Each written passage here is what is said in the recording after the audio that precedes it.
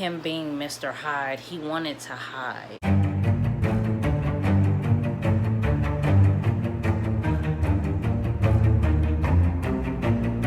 What it is, what it ain't, it's your girl AMBRE Alert, and I am back with another video.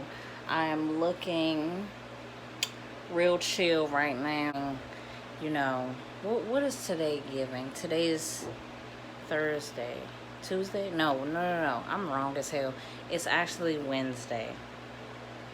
I'm drinking iced coffee at 9 something at night, so that's how you know I've had a rough day. I need to do this video, you know what I'm saying? I need to talk to the people, and you guys being the people. So I'm back. So with that being said, today's video we're going to get into another Villain's Perspective series video, and it's going to be about Dr. Jekyll and Mr. Hyde. If you're ready, make sure that you stay tuned.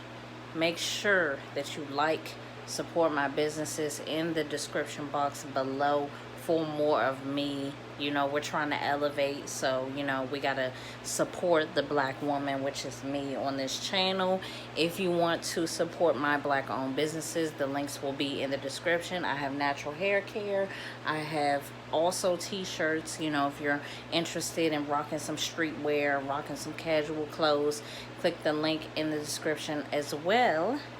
And make sure you're following along, commenting, and subscribing to this channel for more videos of me in general.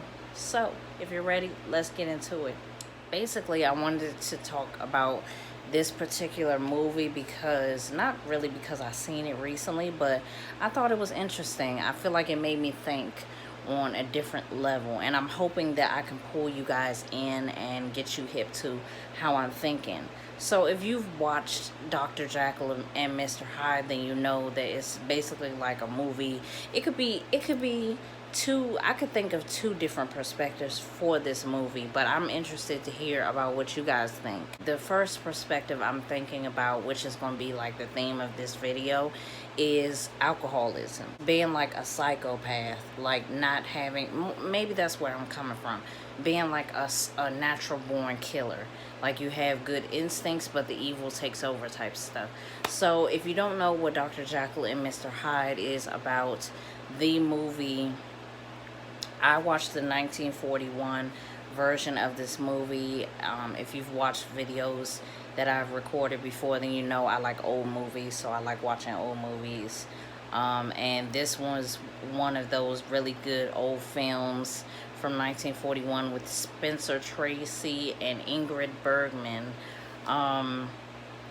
It's basically the tale of a psychologist slash theologist, in my perspective, because his life's work is dedicated to thinking about the personalities of a person, like the characteristics, good versus evil type stuff, what makes a person go mad, what makes a person be good, you know, instead of, you know, being evil, yada yada yada, right? So basically, as Dr. Jekyll, Henry Jekyll, that's his name in the movie, and that's him, you know, as a human being, just regular. He's a doctor. He helps people. I wish I'd seen the movie recently, because then I could get more of a grip of what's going on or what the movie was about, but I kind of forgot what happened like in the beginning. I think someone went crazy and they were like having a discussion at a table in a person's house, and he was basically explaining his theories of how he thinks that there's good and evil in everybody, and you know, based on, you know, science, you can push someone to the limits, and if you make the right concoction or whatever, you can make a person go crazy, basically. So in the movie, he is a good doctor. He helps heal people.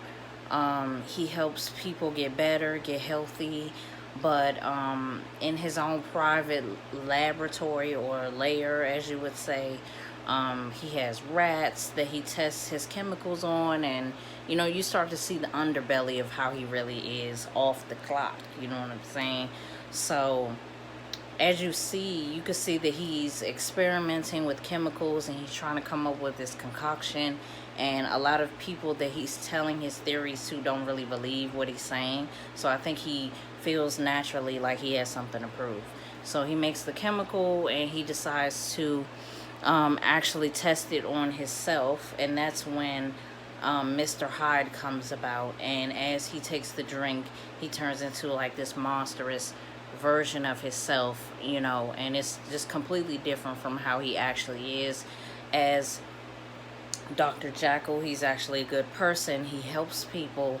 He's in love with a lady, you know, he's about to get married. Like, he's living, you know, that life. He has, you know, he has a good life, and he's a good dude, you know, on the surface. But as Mr. Hyde starts to come into his life, which is really him, just in like an alter ego, Mr. Hyde kind of turns his world upside down, which is his other side of him or whatever. Mr. Hyde is like the bad version of him. He's very angry. He's not attractive. He's very like aggressive with women. He's mean. Like, I don't even know what else to say. He's just like a monster. That's like the different side of him or whatever. He's nasty to people, like all of that. So he basically proved his point. Him being Mr. Hyde, he wanted to hide. A lot of the time that people started to know that, you know, they were questioning where was Dr. Jekyll at. He was claiming to be his friend. Mr. Hyde was claiming to be his friend, and he let him stay in his house and yada yada yada. And it worked for a little while because he didn't look nothing like himself, so people didn't know it was actually him or whatever. So he was getting away with it, but you know, people started to suspect something was wrong, yada yada yada. Women started to go missing, and it just became this whole thing. He actually, you know, forcibly takes Ingrid Bergman as his mistress, and so he's literally cheating on his wife, or soon-to-be wife, and keeps this girl hostage in his other apartment. Like, he has like a different life. It's not just like he's a monster. It's like he's cheating on his wife. Like, he's living a double life basically as Mr. Hyde, and literally his name speaks for itself. He's hiding, you know, he's hiding his true self within this chemical. Throughout the movie there was a constant battle of, you know, Dr. Jekyll and Mr. Hyde fighting against each other, you know, trying to figure out who was gonna come out on top. And to me, it was like a battle of an alcoholic, especially someone that's more of a functioning alcoholic, because they're able to go to work and, you know, maintain their lifestyle, as far as, you know, being professional at some parts of the day, and still, all while still having an alcoholic, you know, problem. Throughout the movie, I got constant vibes of that. Basically, what I'm saying is, I've heard people say, oh, I like a certain person more when they drink because they're more fun, or I don't like a certain person more because when they drink they're not a good person, or they're an a-hole. Just keeping it real. Or they're like a baby, or they're too emotional. Like, I've heard things like that when dealing with people that are drunks or alcoholics. And it gave me all of those vibes in the movie, because it was like, it's kind of true. I mean, it's true for everyone. It's like everyone has, and not saying that this movie is about alcoholism, I just feel like it could be related to that, based off of, you know, my experience seeing other people drunk, or based off of, you know, just being intoxicated in general. It's like, I mean, it just makes sense to me, because like in the movie he mixes chemicals together, and you can relate that to alcohol. He takes the drink and then he becomes a different person. It's kind of the same thing to me. Or just overdoing it with any alcohol in general will turn you into a more, most of the time it's a bad version of yourself when you're sober. And some people, to me, aren't good people when they're sober. So it's like when they drink, they loosen up a little bit, or they're too uptight. So it's like when they drink a little bit, they loosen up and they become a better person. So everybody is different. If you're bare minimum normal most of the time, and you don't, do anything else, when you have a drink, it will bring out a different side to you that you don't normally do. You will say things you don't normally say.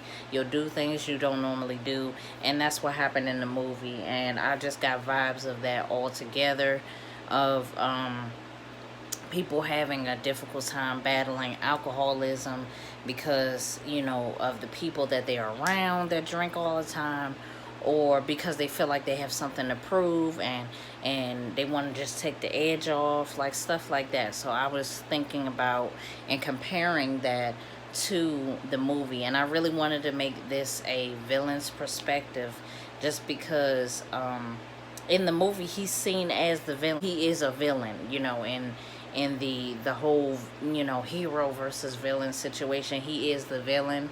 But at the same time, I do feel like he had a point that he did prove. He did prove the point that there is good and bad in everyone.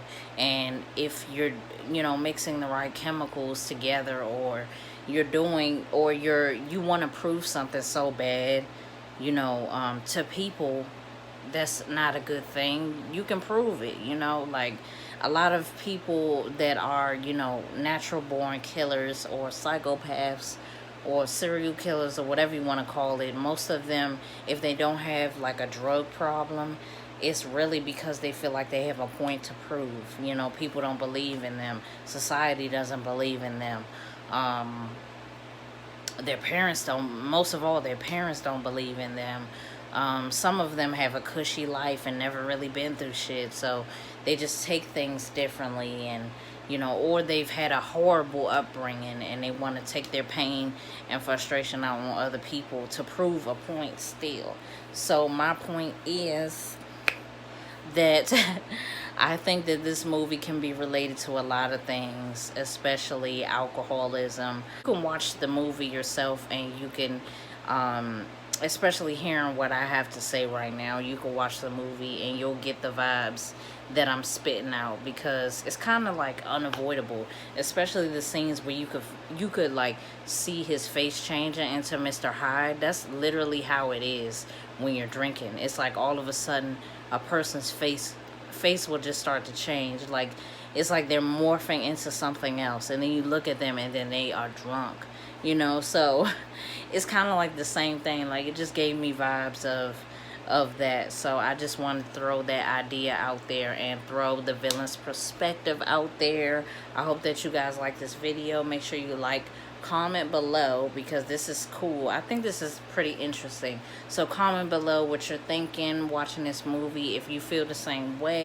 Is Dr. Jekyll's perspective correct? Do all people have good and bad qualities? Can you take a drink and those bad qualities get pushed to the edge? Let me know in the comments. Make sure you subscribe to this channel for more videos. It's Ombre Alert, and I'm out of here. I will see you guys in the next video. Bye.